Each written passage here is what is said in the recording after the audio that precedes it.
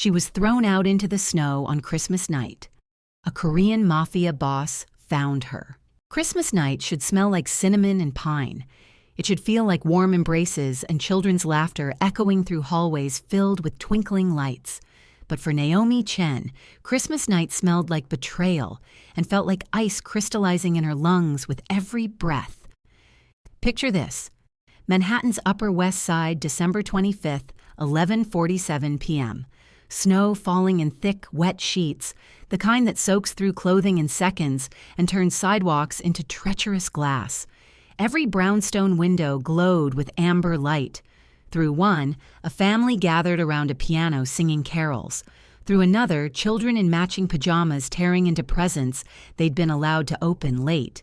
Christmas trees everywhere, perfect and sparkling, like something out of a movie.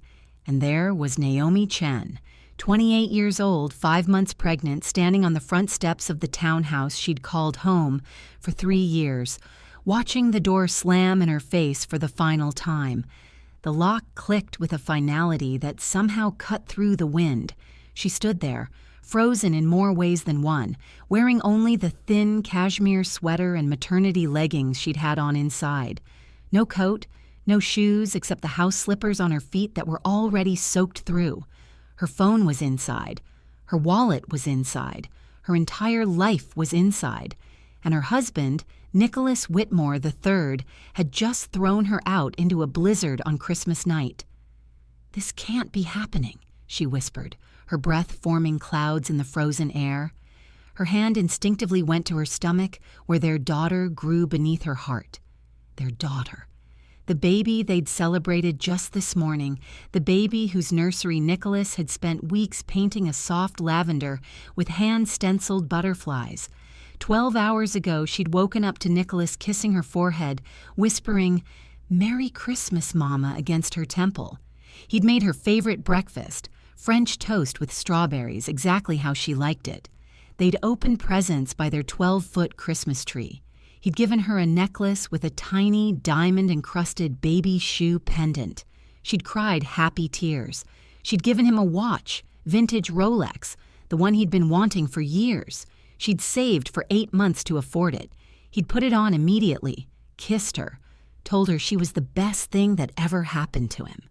That was 12 hours ago. 6 hours ago, she'd left to visit her grandmother in Queens. Grandma Rose was 92, in hospice care, and Naomi couldn't bear the thought of her spending Christmas alone.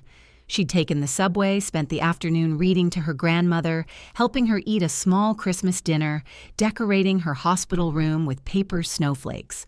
She'd texted Nicholas throughout. "Grandma says hi, she's having a good day. I'll be home by 9. Love you. Can't wait to cuddle up with you and watch those Christmas movies we recorded." He'd responded normally, "Give Grandma Rose my love. Drive safe. Roads are getting bad. I'll warm up the hot chocolate." When she'd finally made it home through the worsening storm, struggling up the icy steps with the bag of gifts her grandmother had insisted she take, she'd expected warmth, love, her husband's arms.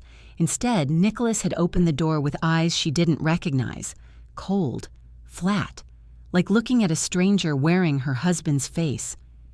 "You need to leave," he'd said, just like that. No preamble, no explanation. "What, Nicholas? What are you talking about? It's a blizzard outside." He'd stepped aside just enough for her to see the living room behind him, her things stuffed haphazardly into garbage bags, photos of them together, removed from the walls, frames broken in a pile, the Christmas tree lights unplugged, the room dark except for a single lamp. "I know what you did," he'd said, voice shaking with rage. "I know about him." "Him? What are you— Don't lie to me," he'd shouted so loud she'd flinched. "I have proof, Naomi. Messages, photos, receipts. I know you've been fucking someone else. I know that baby probably isn't even mine."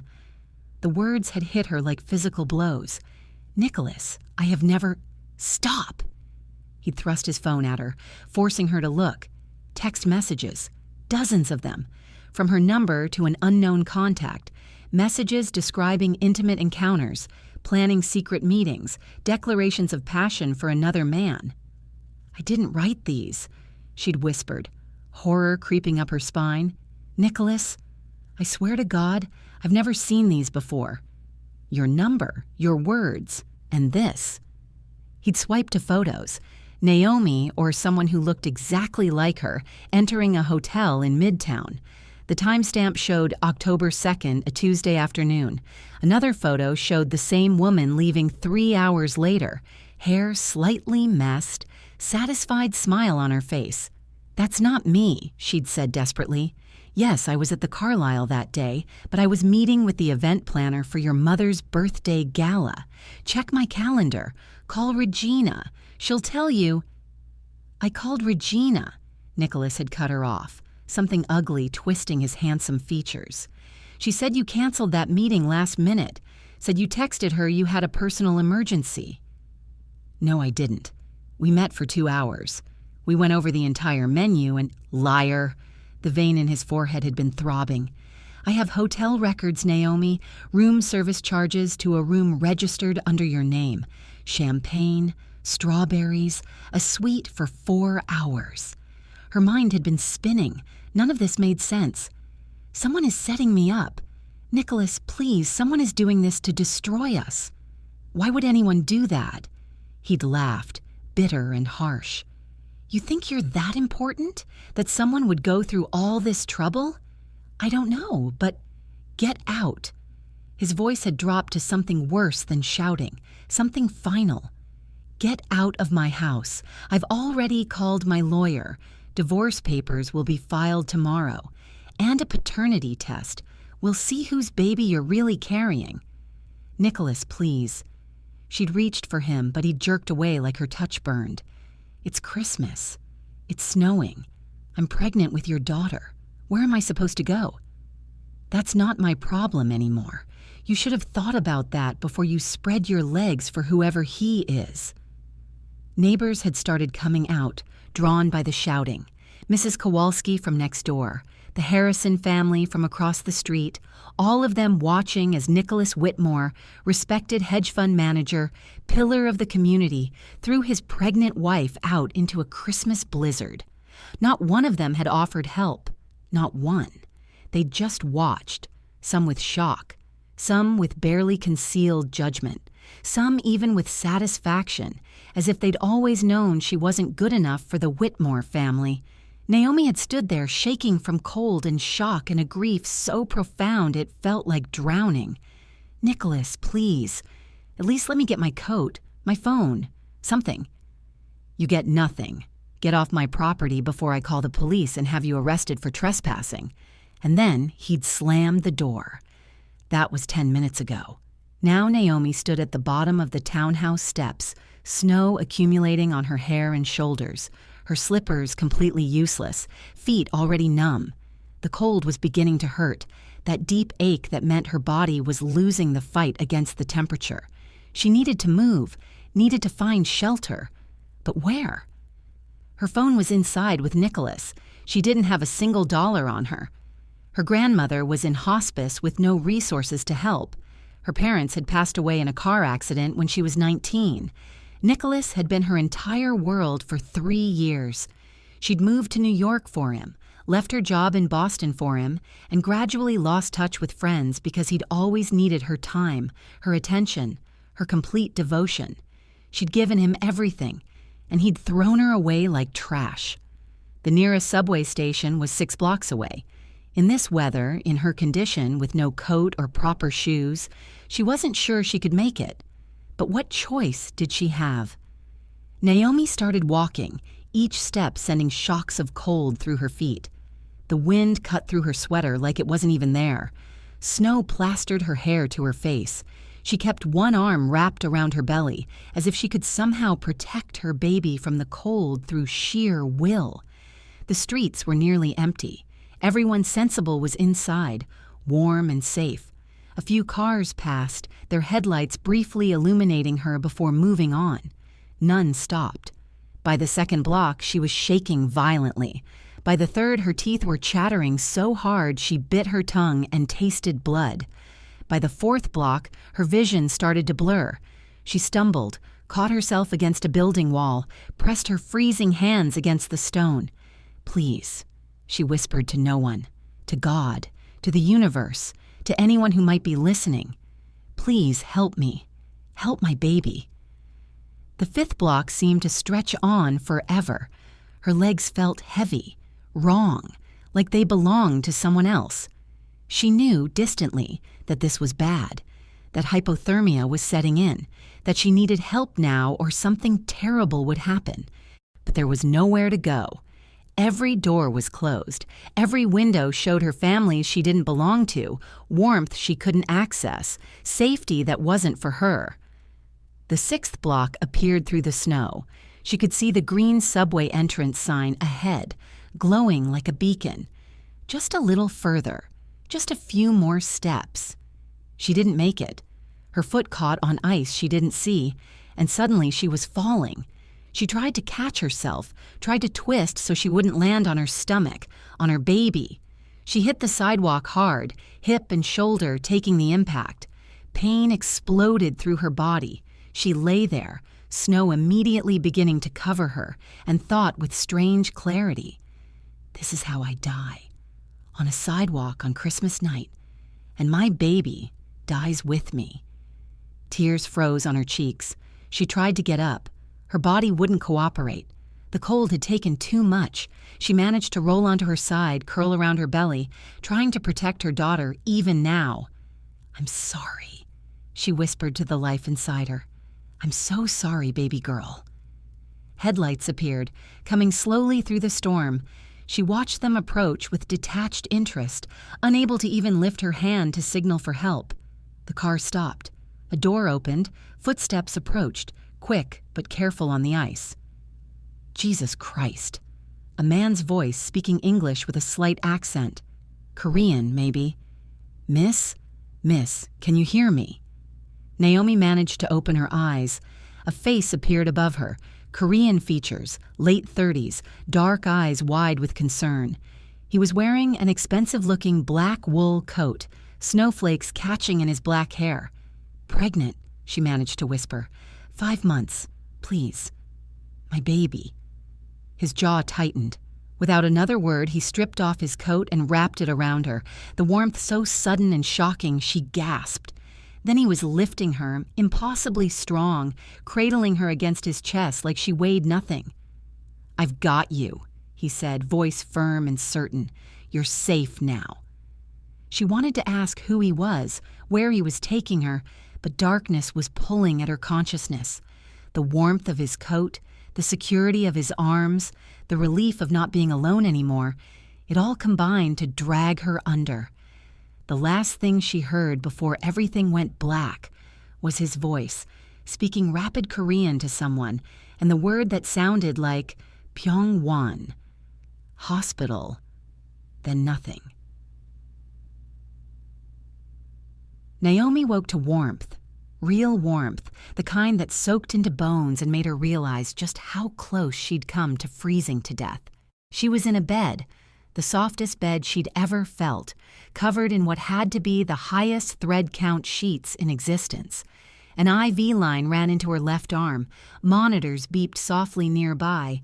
But this wasn't a hospital room. She blinked, trying to focus. Floor-to-ceiling windows showed the Manhattan skyline, the storm still raging outside. The room was huge, decorated in minimalist modern style. Sleek furniture, abstract art on the walls, everything in shades of gray and black and white. "You're awake." That same voice from before, speaking softly from somewhere to her right. Naomi turned her head. The Korean man from the street sat in a chair beside her bed, still wearing the suit he'd had on under his coat. He looked composed, calm, but his eyes held genuine concern. "My baby," Naomi said immediately, her hand going to her stomach. "Is fine," he assured her quickly. "The doctor examined you thoroughly. Your daughter's heartbeat is strong, no signs of distress. You, however, were approaching severe hypothermia. Another 15 minutes and—" He didn't finish the sentence. He didn't need to. Relief so intense it hurt flooded through her. "Thank you," she whispered, tears starting. Thank you for stopping, for helping me." He nodded once, watching her with those dark, assessing eyes. "My name is Kang Jinwan. Most people call me Jin. You're in my home." "Your home?" She looked around again, understanding dawning. This wasn't just wealthy. This was Manhattan penthouse-level wealthy. "Not a hospital?" "I called my personal physician. Given what you were running from, I thought you might prefer privacy." His expression remained neutral, but something in his tone suggested he knew more than he was saying. Naomi's throat tightened. "You heard. On the street, before I passed out, did I—" "You were mostly unconscious," Jin said carefully. "But once we got you warm and stable, you talked. Not everything made sense, but enough." He paused. "Your husband threw you out on Christmas night because he believes you've been unfaithful. You're pregnant with a child he now claims isn't his. You have nowhere to go and no resources." Shame burned through her, hot and acidic. "I didn't cheat," she said, voice breaking. "I swear to God, I never—" "I know." She blinked. "What?" Jin leaned forward slightly. "I said, I know. You didn't cheat on your husband." "How could you possibly know that?" "Because," he said calmly, "I had my people look into your situation. The text messages allegedly from your phone were sent using a cloning device. Someone created a duplicate of your number. The hotel photos were edited using AI technology. Very good editing, but with the right software, you can see the manipulation markers. And the woman in those photos isn't quite you. Close, but the left ear is slightly different. The right eye socket is 1 millimeter lower." Naomi stared at him, her mind struggling to process. "You had your people look into this? Why? Who are you?" A slight smile touched his lips, though it didn't quite reach his eyes. "Someone with resources. Someone who believes in verifying the truth before passing judgment. And someone who, it turns out, owes you a debt." "A debt? We've never met." "Haven't we?" Jin pulled out his phone, swiped through it, then turned it to show her a photo. A young Korean woman, probably early 20s, laughing in the photo. "This is my sister Minji. Do you recognize her?" Naomi studied the photo, and slowly, recognition dawned. "The charity auction, last October at the plaza. She had an allergic reaction." "She stopped breathing," Jin said, his voice tight with remembered fear. "Anaphylaxis. The event organizers had assured us the catering was peanut-free. They were wrong." The memory came back clearly now. Naomi had been attending the auction with Nicholas, some hedge fund charity event she hadn't particularly wanted to go to. She'd been in the bathroom when a young woman had collapsed, gasping, clawing at her throat. Without thinking, Naomi had grabbed the woman's purse, found her EpiPen, and administered it while someone else called 911. "I just did what anyone would do," Naomi said softly. "No," Jin corrected firmly. "Most people panic. Most people freeze. Most people wait for someone else to handle the emergency. You acted. You saved my sister's life." His jaw tightened almost imperceptibly. "By the time I got to the hospital, you were gone." Minji was disoriented, couldn't remember your name clearly. Just that an Asian American woman with kind hands had saved her. "I've been trying to find you for 2 months to thank you properly." "You don't owe me anything for that." "In Korean culture, a life debt is no small thing," Jin said quietly. "And in my world specifically, debts are always paid." Something in the way he said, "my world," sent a small shiver down her spine that had nothing to do with cold. Before she could respond, an elegant Korean woman in her 50s entered the room carrying a tray. She smiled warmly at Naomi. "Good, you're awake. I'm Dr. Lee. I examined you when you first arrived. How are you feeling?" "Cold still," Naomi admitted, "but better. Thank you for taking care of me." "Thank Mr. Kang," Dr. Lee said, setting down the tray, which held soup, tea, and what looked like rice porridge. "He called me away from my family's Christmas dinner. Lucky for you, I hadn't started drinking wine yet." She winked, then grew serious. "But truly, you were in dangerous condition. The hypothermia, the stress, Your blood pressure was dangerously elevated. If Mr. Kang hadn't found you when he did—" She shook her head. "Your daughter is very lucky." "Can I see?" Naomi asked hesitantly. "Can you show me she's really okay?" Dr. Lee smiled and pulled out a portable ultrasound machine Naomi hadn't noticed in the corner. For the next several minutes, the doctor conducted a thorough exam while Jin politely turned his chair to face away, giving her privacy. "There," Dr. Lee said, turning the screen so Naomi could see. "See that flutter? That's her heartbeat, strong and steady, and her movements look good. You have a fighter in there." Naomi couldn't stop the tears this time. Relief, gratitude, exhaustion, and heartbreak all crashed together.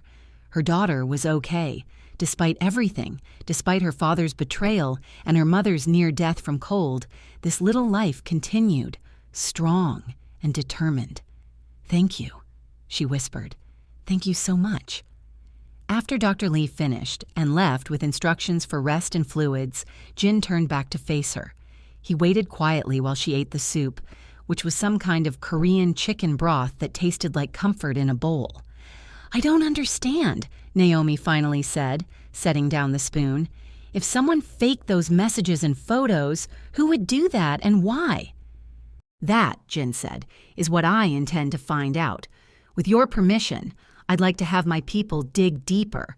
Your husband's finances, phone records, known associates. Someone wanted to destroy your marriage. The question is who benefits from that?" "Nicholas comes from money," Naomi said slowly, trying to think through the exhaustion fogging her mind. "Old money. His family has a trust fund that pays out when certain conditions are met. But we were already married, so I don't see how—" "What conditions?" Jin asked, his voice sharpening slightly. Marriage to an appropriate person from an approved list of families, academic achievements, staying out of scandal." She paused, and producing an heir, a legitimate heir. When our daughter is born, Nicholas gets full access to his trust, $20 million. Jin's expression didn't change, but something cold flickered in his eyes. "And if the heir is deemed illegitimate?" Naomi's heart sank as understanding began to dawn. "Then the money stays in trust until he either produces a legitimate heir or his brother has children first." "Does his brother have children?" "No, Carter is single. He and Nicholas have always been competitive. About everything." Her hand tightened on the blanket. "Oh God, you think Nicholas did this deliberately? That he faked evidence of my infidelity so he could claim the baby isn't his, so he could get out of the marriage and find someone else to have a legitimate heir with?" "It's a theory," Jin said carefully, "but there are pieces missing. The timing is strange. Why now when you're 5 months pregnant? Why not earlier or wait until after the birth? And the execution is too sophisticated for one person acting alone." He pulled out his phone, made a note. "I need to look at everyone in Nicholas's life. Family, friends, business partners. Someone helped him with this." Naomi felt sick. His best friend, Tyler Morrison. They've been friends since boarding school. Tyler works in tech, something with cybersecurity. He'd know how to clone a phone, fake messages. Jin nodded slowly. "Anyone else?" "His brother, Carter, obviously. Though I can't imagine Carter doing something this cruel just for money. We've always gotten along." She thought harder. "Nicholas's mother never liked me. She made it very clear she thought Nicholas should have married someone from their social circle, someone who could trace their family back to the Mayflower, like they can." The bitterness in her voice surprised her. "What about business problems, debt, gambling, anything that might make him desperate for money?" "Not that I know of, but—" She trailed off, remembering. "About 3 months ago, Nicholas started getting phone calls he wouldn't take in front of me. He'd go into his office and close the door. And he bought a second phone, said it was just for work, but he kept it password protected and never left it lying around like his regular phone." Jin's eyes gleamed with something that looked almost predatory. "Now we're getting somewhere." Over the next hour, while Naomi rested and gradually warmed back to normal body temperature, Jin made a series of phone calls. He spoke mostly in Korean, his tone calm but authoritative, clearly giving orders. When he finally set down his phone, he looked at her with something like satisfaction. By morning, I'll have a complete picture of your husband's financial situation, his communications, and his associates. If there's a conspiracy, we'll find it. Why are you doing all this? Naomi asked, genuinely confused. I mean, I understand you feel grateful that I helped your sister, but this is a lot. Jin was quiet for a moment, seeming to choose his words carefully. In my family, loyalty and honor are everything. You saved Minji's life without hesitation, without knowing who she was, without expecting anything in return. That kind of character is rare. Meanwhile, your husband threw you into a blizzard while you carry his child based on fabricated evidence. That kind of dishonor, his expression hardened. That kind of dishonor offends me deeply. There was something in his tone, something in the way his eyes went cold when he talked about dishonor that reminded Naomi she didn't actually know who Jin was. Yes, he was wealthy. Yes, he had resources. But what kind of resources? What kind of man had a private doctor on call to come to his penthouse on Christmas night? What kind of man could mobilize a team to investigate someone's entire life with a few phone calls? Jin, she said carefully, what exactly do you do? A slight smile crossed his face. I have business interests, import, export, real estate, investments. My family's company has been established in New York for 30 years. It was a non-answer, delivered smoothly, and they both knew it. And unofficially? Naomi pressed. His smile widened slightly, gaining an edge that should have scared her but somehow didn't. Unofficially, I'm someone it's very unwise to cross. Someone who takes care of problems that conventional channels can't handle. Someone who protects what's his. Am I yours to protect now? The question came out before she could stop it. For as long as you need protection, yes. His gaze held hers, steady and unwavering. I pay my debts, Naomi. Always. And right now, I owe you my sister's life. That's not a small debt. A phone buzzed. Jin checked it and something shifted in his expression. Interesting. What? Tyler Morrison, your husband's friend, received a payment of $50,000 2 weeks ago from an account registered to Whitmore Capital Management. That's Nicholas's company. Exactly. And 3 months ago, Nicholas took out a loan, $2 million from a private equity firm, used his trust fund as collateral, claiming it was for business expansion. Except there's been no business expansion. The money went somewhere else. Naomi's head was spinning. Where? That's what I'm finding out. Jin made another call, spoke in rapid Korean, then hung up. My people are tracking it, but this is looking more and more like your husband has serious financial problems he's been hiding from you. But why throw me out? Why fake the infidelity? If he needed money, he could have just... Could he? Jin interrupted gently. You're his wife. You'd have rights to marital assets. In a normal divorce, you'd be entitled to half of everything, possibly more given your pregnancy. But if he can prove infidelity, if he can claim the child isn't his, then in New York State, you'd be entitled to far less. Maybe nothing, depending on the prenup. We don't have a prenup. Nicholas said he didn't believe in them. Jin's expression turned calculating. Then in a normal divorce, you'd be entitled to half his assets and substantial child support. But if the child isn't legally his, if you're proven to be an adulteress, the court would look very differently at the situation. The full picture was starting to emerge, ugly and deliberate. He's been planning this for months. It appears so. Naomi felt rage building beneath the exhaustion and shock. That bastard! That absolute bastard. He looked me in the eyes this morning and gave me a Christmas present. He kissed me. He told me he loved me. And all the while, he was planning to throw me away.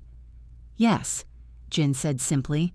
There was no judgment in his voice, just acknowledgement of an ugly truth. "What do I do?" Naomi asked, hating how lost she sounded.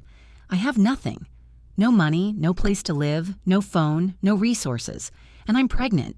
Who's going to hire me? How am I supposed to fight Nicholas? He has money, lawyers, a family with connections."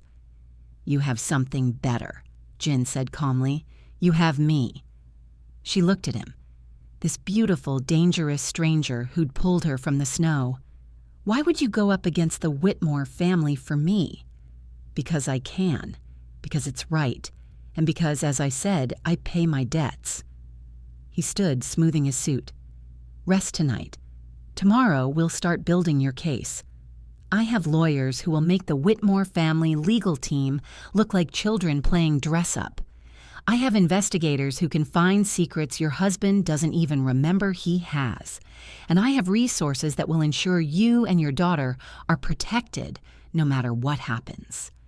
I can't possibly pay you back for all this." "You already paid me back," Jin said quietly. "You gave me back my sister.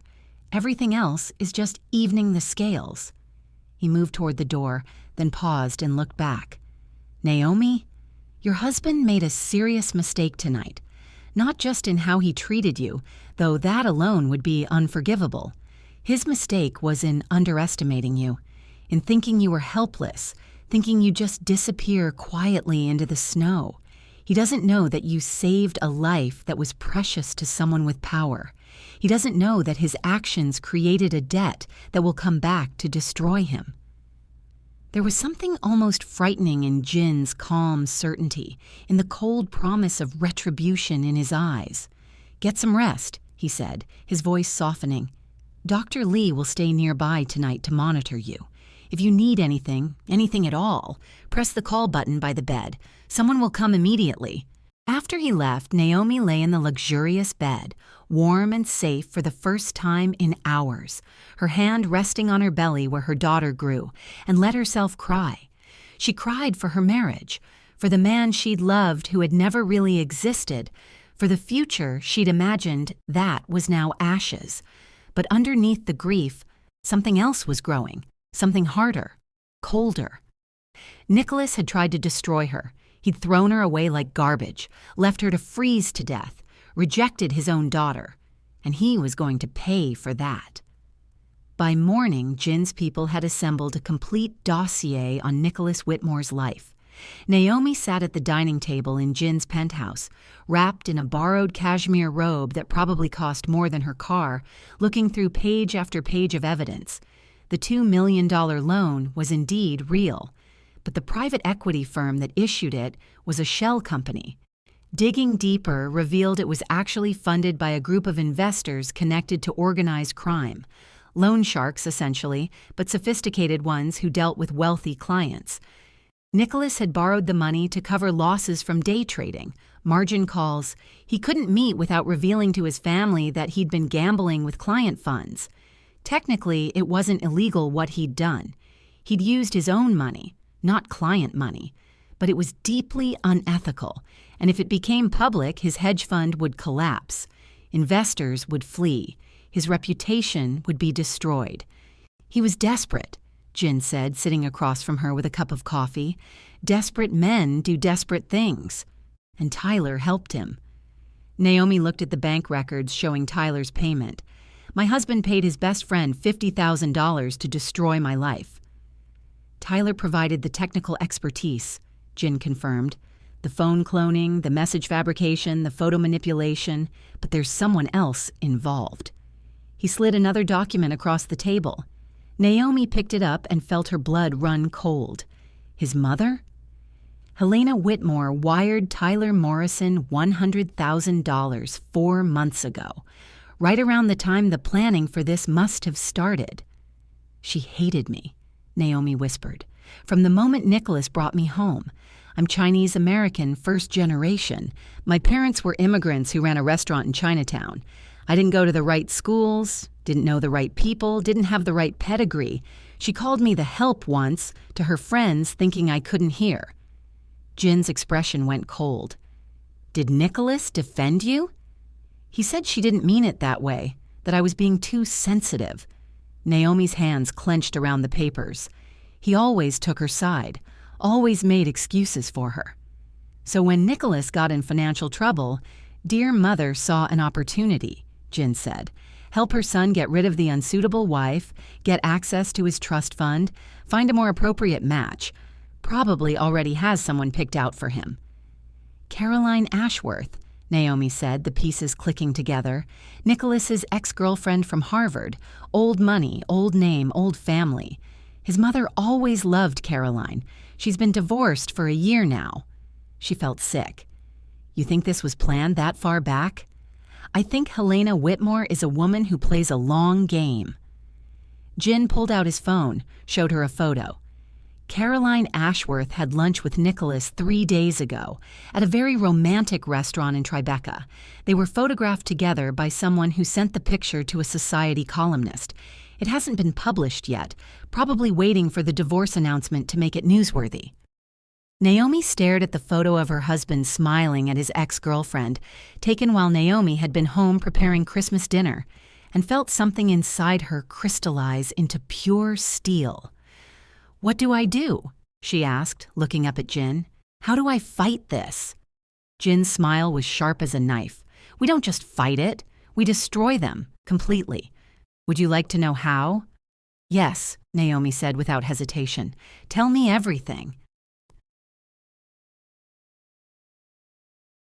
3 days later, Naomi walked into the offices of Whitmore Capital Management wearing a black maternity dress that Jin's stylist had picked out. Her hair professionally done, her makeup flawless. She looked like power personified, not like a woman who'd nearly died in the snow. Jin walked beside her, devastating in a charcoal suit, his presence making everyone in the lobby turn and stare. Behind them came 2 of Jin's associates, both dressed in black, both carrying briefcases. The receptionist's eyes widened. I'm sorry, you can't just... Tell Nicholas his wife is here to see him, Naomi said calmly. Now. The receptionist scrambled for the phone. Within 2 minutes, Nicholas appeared, his face going pale when he saw Naomi standing there, alive and well and clearly not homeless and desperate. Naomi, what are you doing here? And who... His eyes landed on Jin and something like fear flickered across his face. Who is this? My attorney, Naomi said smoothly, enjoying the lie. Kang Jinwan. I believe you've heard of his firm? She hadn't asked Jin if he had a law firm, but the way Nicholas's face went from pale to gray suggested that the Kang name carried weight. We should talk in your office, Jin said pleasantly, unless you'd prefer to have this conversation in the lobby where all your employees can hear. Nicholas practically ran back to his office. They followed at a leisurely pace. Once inside with the door closed, Nicholas turned on Naomi with anger replacing his fear. What the hell is this? You can't just show up at my workplace. Sit down, Mr. Whitmore, Jin said, his voice cutting through the room like a blade. It wasn't loud. It didn't need to be. The authority in it made Nicholas sit immediately. One of Jin's associates opened a briefcase and began laying documents on Nicholas's desk. Bank statements, loan documents, the shell company structure, trading records showing the losses, phone records, text messages, photos of Nicholas with Caroline Ashworth.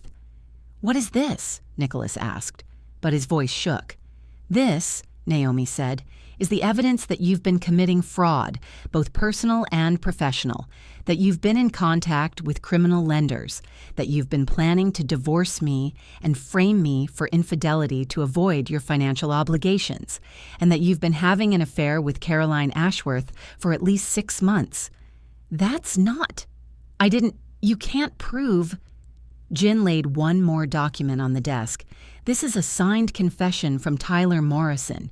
He's agreed to testify that you paid him to fabricate evidence against your wife.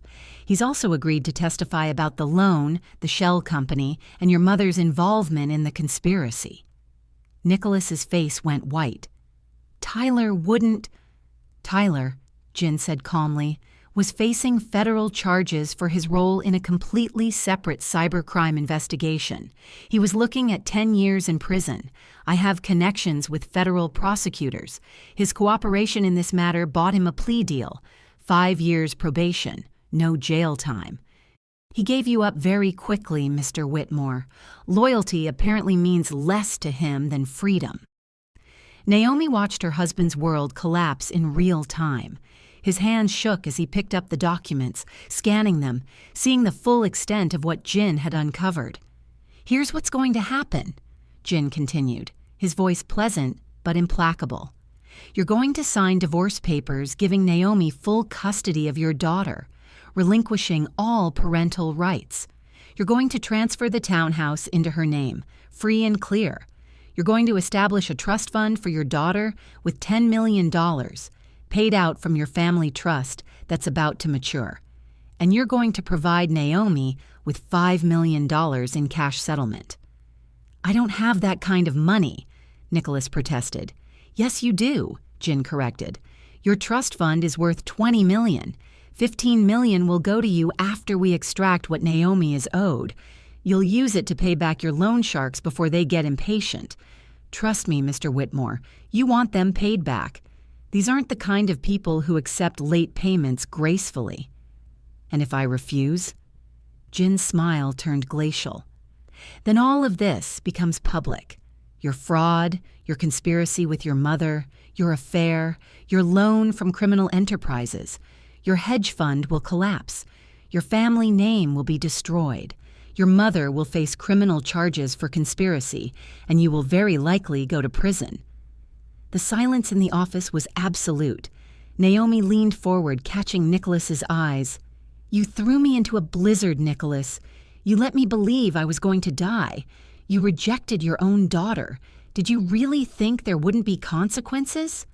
"I didn't know you'd—" He stopped, perhaps realizing there was no end to that sentence that didn't make him look worse. "Didn't know I'd survive?"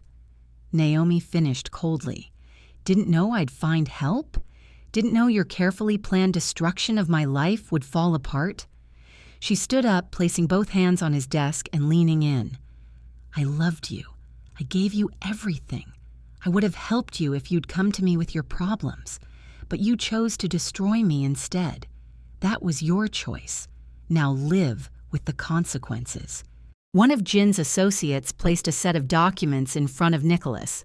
"Sign here, here, and here," he said, indicating the places. "We'll witness and file everything today."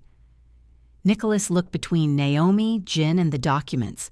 His face went through several expressions: rage, desperation, calculation, and finally, defeat. He signed. As they walked out of the office 20 minutes later, all documents signed and witnessed, Naomi felt something she hadn't felt in days. Peace. "Thank you," she said to Jin as they stepped into the elevator, "for everything. I don't know how I'll ever—" "Stop," Jin said gently. "You owe me nothing. This was always about evening the scales." The elevator descended in silence for a moment before Naomi said, "He's going to tell people about you, about your involvement. Won't that cause problems for you?" Jin's smile was enigmatic. "Let him talk, it won't matter." "Why not?" "Because who would believe him?" Jin said simply. "A disgraced hedge fund manager claiming that a prominent businessman interfered in his personal life while facing potential criminal charges. He looks desperate, grasping at straws. No, Naomi. Nicholas Whitmore is going to take his remaining money, pay his debts, and disappear into obscurity. That's if he's smart." "And if he's not smart?" Jin's expression went cold. "Then he'll learn why it's unwise to cross certain people." There was that hint again of darkness beneath Jin's polished surface. Naomi should probably be afraid, should probably be concerned about what kind of man she'd aligned herself with, but all she felt was safe. And 6 weeks later, Naomi stood in the nursery of her townhouse, the townhouse that was now fully hers, and put the final touches on the room. The lavender walls that Nicholas had painted were still there, but she'd added other elements. a mural of cherry blossoms that Jin's sister Minji had insisted on painting, a mobile that Jin had brought back from Korea, a rocking chair that Dr. Lee had recommended. Her phone buzzed with a text from Jin. "How are you feeling?" She smiled. He checked on her every day, sometimes multiple times a day. He'd been there for every doctor's appointment, always respectful, always attentive, never pushing for more than she was ready to give. "Good," she typed back. "Baby is active today. I think she's training for soccer." "Or taekwondo," he replied. "It's never too early." The doorbell rang. When she opened it, Jin stood there with bags of takeout from her favorite Chinese restaurant. "You didn't have to do this," she protested, even as her stomach growled at the smell. "I was in the neighborhood," he said, which they both knew was a lie. Jin lived 40 blocks away. They ate together at her dining room table, talking about everything and nothing. He told her about Minji's new job at an art gallery. She told him about the baby's increasingly aggressive kicks. The conversation was easy, comfortable, like they'd known each other for years instead of weeks. "I heard Nicholas left town," Naomi said, pushing around some lo mein on her plate. "His mother, too." "Helena is staying with family in Connecticut," Jin confirmed. "Nicholas moved to San Francisco. The hedge fund dissolved. Most of his clients lost confidence after certain rumors started circulating about his ethics." "What kind of rumors?" Jin's smile was innocent. "True ones." Naomi shook her head, but she was smiling. "And Tyler?" "Starting his probation, living with his parents, working at a tech support call center. Quite a fall from his previous position." "Good." Naomi felt no guilt about that. Tyler had helped destroy her life for money. He deserved his fall from grace. Jin studied her across the table. "How are you really doing? With all of this?" Naomi thought about it, really thought about it. "I'm okay," she said slowly. "Some days are harder than others. I still have moments where I can't believe it all happened, but I'm okay. I have my home, my baby is healthy, my grandmother is doing better. I'm starting my own event planning business, taking on small clients for now, things I can manage before the baby comes." She looked up at him. "I have a friend who checks on me every day and brings me food and makes sure I'm safe." "Just a friend?" Jin asked quietly. The question hung in the air between them, heavy with possibility. "I don't know," Naomi admitted honestly. "I don't know what we are, Jin. I'm still processing everything that happened with Nicholas. I'm about to have a baby. My life is complicated and messy, and you're—" "I'm what?" "You're amazing," she said simply. "You're kind and protective, and you've done more for me than I could ever repay. But you're also dangerous. I can see it, even when you try to hide it. You have power that scares me sometimes, and I don't know if I'm ready for whatever this is between us." Jin nodded slowly, accepting her honesty. "Then we take it slow as you need. I'm not going anywhere, Naomi. When I commit to something, I see it through. Even if it takes years? Even then." Later, after Jin had left and Naomi was getting ready for bed, her phone buzzed with a news alert. Whitmore Family Trust embroiled in scandal. She clicked on it, reading about how an anonymous whistleblower had revealed financial improprieties in the management of the Whitmore Family Trusts. The article mentioned Nicholas by name, detailed his failed hedge fund, hinted at gambling problems and loan sharks. The Whitmore name, once synonymous with old money and respectability, was now associated with scandal and disgrace. Naomi should probably feel bad about that. She'd been a Whitmore, even if only for 3 years. She'd sat at their dinner tables, smiled for their family photos. But when she thought about Christmas night, about being thrown into the snow while pregnant, about nearly dying while the man she loved closed the door in her face, she felt nothing but satisfaction. The Whitmores had tried to destroy her. Instead, they'd destroyed themselves. And she was starting over, stronger, wiser, protected by someone who valued loyalty and honor above all else. Her daughter kicked hard, as if in agreement. "Your mom's a fighter," Naomi whispered to her belly. "And don't worry, baby girl. You're going to have the best uncle and the best protector anyone could ask for. Uncle Jin's gonna spoil you rotten." Outside, snow began to fall again, soft and gentle this time. But inside, Naomi was warm. She'd been thrown out into the snow on Christmas night to die. Instead, she'd been found by someone who saw her worth, who believed her truth, who gave her the weapons to fight back. Nicholas had thought she was helpless, disposable, weak. He'd been wrong about all of it. And now he was gone, while she remained, building a new life from the ashes of the old one. Some would call it luck that Jin had found her that night. Others might call it fate, or divine intervention, or cosmic justice. Naomi called it the beginning, not just of her new life, but of something else, something that was growing between her and Jin, slow and careful but undeniable. He'd pulled her from the snow and given her back her life. Someday, maybe she'd give him her heart, but not yet, not while her daughter's kicks reminded her she was still healing, still rebuilding, still becoming the woman she needed to be. For now, it was enough to be safe, to be believed, to be valued. Everything else could wait. The snow continued to fall outside, but Naomi Chen didn't fear the cold anymore. She'd survived it once already, and she'd never be that helpless again.